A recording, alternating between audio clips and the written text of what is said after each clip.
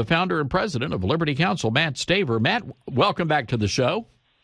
Thank you, Todd. Good to be with you. Wow, what a crazy story here. I know this is an exclusive. It just broke a little while ago. Tell our listeners what's going on there in Madison, Wisconsin. It is so sad, Todd, and it's absolutely shocking. This is in Madison, Wisconsin. It's the Madison Metropolitan School District, but the school in particular is the Alice Elementary School, K through 5. There's a male science teacher who teaches in that grade level, and he did a video, and actually before he ever did the video, to all the K through 5 children, not just the ones that he teaches, but everyone in kindergarten through 5th grade. He did a video, unknown to the parents, showed it to them. It was with the full blessing of the principal, Sarah Cutler. She comments about how she's so happy and proud that he came out. But the video says that you've known him as Mr., and his name is Mark Vincent Busenbach, and you've known him as a male science teacher. But he's coming out on this video, and he says that from now on, he's neither male nor female. He's both. Sometimes he's male, sometimes he's female, sometimes he's everything in between.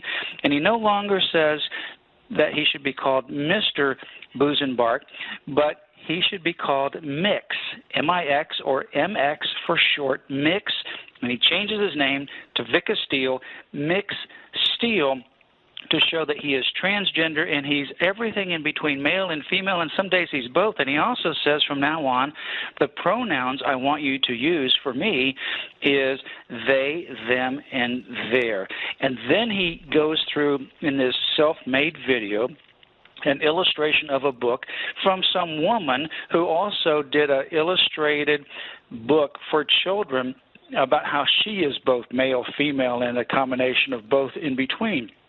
And it's a book where it shows people who don't agree are haters and they're full of anger. And then he actually has those people who don't agree, they're painted like Halloween ghosts and goblins, that they're evil people that don't agree and accept who he is as neither male nor female, and sometimes both. And he says most of the times he's both. I mean, it's absolutely shocking that this would be done with the principal's blessing to children kindergarten through 5th grade without one piece of information going to the parents about this happening. So, and that's the shocking thing to me. So not a single parent was alerted to this. It seems to me something of this magnitude, moms and dads would want to know about it, Matt.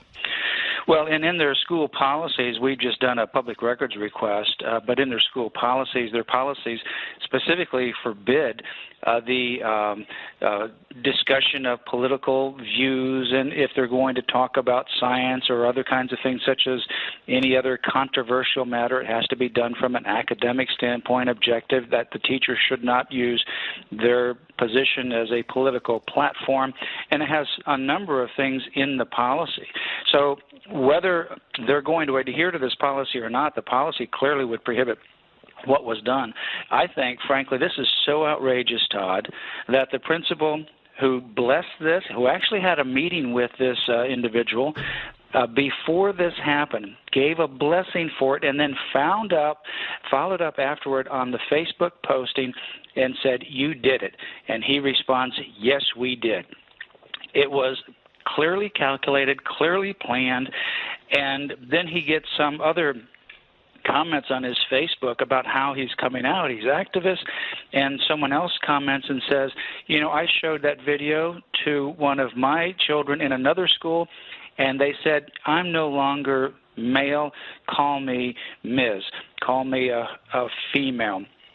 And so this is spreading beyond this K through 5 elementary school. But it's so shocking. The children's story, it's almost like he's dressed up as a Mr. Rogers. He has long hair and a bandana, but he's sitting behind a desk, and it's almost a Mr. Rogers kind of setting. And he goes through this illustrated book about how he's both, and that anybody who doesn't agree is hateful. In fact, they're ghastly. They're Halloweenish kind of ghostly type of figures because they're full of anger and full of hatred. And I have to imagine that's terrifying for a child, especially if you're talking about a 5-year-old. They don't want to be a ghost. I mean, No. this is pretty appalling. I'm curious, how did you? We reached out to the school, and I'll share what they had to say in just a second. But how did you find out about this?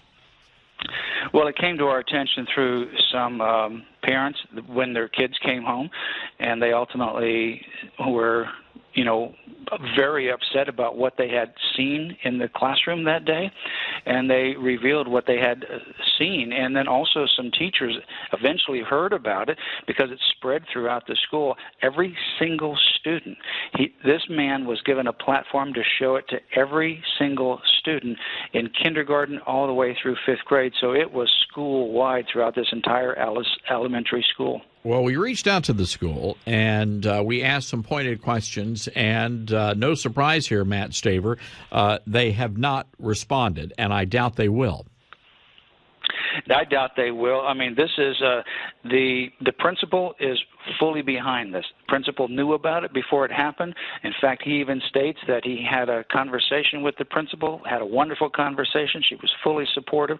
She knew it was going to happen, and he did it, and then she supported him afterwards. So I doubt if they're going to respond, but we're going to push this. We're not going to let it go. I mean, this is absolutely outrageous. One of these particular illustrations shows a person giving a little girl a dress, and the little girl sticking their tongue out at the person giving an address. He makes it sound like at birth people just artificially give you male or female designations, but that's just the outside of the book cover, and the inside of the book is completely different. And so that's what he's now saying. He's neither male. Imagine this, we're a kindergartner. You're neither male nor you're female, and most of the days you're both. And therefore, don't call me Mr. or Ms. anymore, even though they've been taught. Some of those have seen him around since 5th grade. Don't call me Mr. I've changed. I'm a combination of male and female. Call me MX. And don't use the personal pronouns that everyone commonly uses.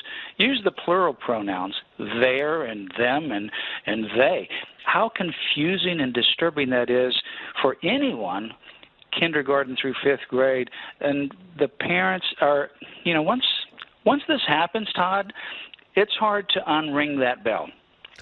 And the parents are outraged that this has happened without their consent or knowledge. Yeah, I mean, this is just outrageous, and I hope you guys hold them accountable, and I know you do because that's what Liberty Counsel's in the business of doing. But, Matt, real quick here, I wrote years ago, I wrote in a book that the ultimate agenda for the sex and gender revolution was to eliminate all genders, was to eradicate gender, and it looks like that's exactly what's happening here. That's right. I mean, and I know when you wrote it, and we made similar statements, people said, oh, that's just hypothetical, that can't really happen. But this is what's happening, and it's not just in the school, Todd. To have this ideology to eradicate all gender is exceptionally devastating. It's harmful, but that, in fact, is the ultimate agenda. All right. Matt, we're going to have to leave it there. Thanks for bringing this to our attention, and keep us updated. Thank you. We will. Matt Staver, folks, from Liberty Counsel. Got to take a break.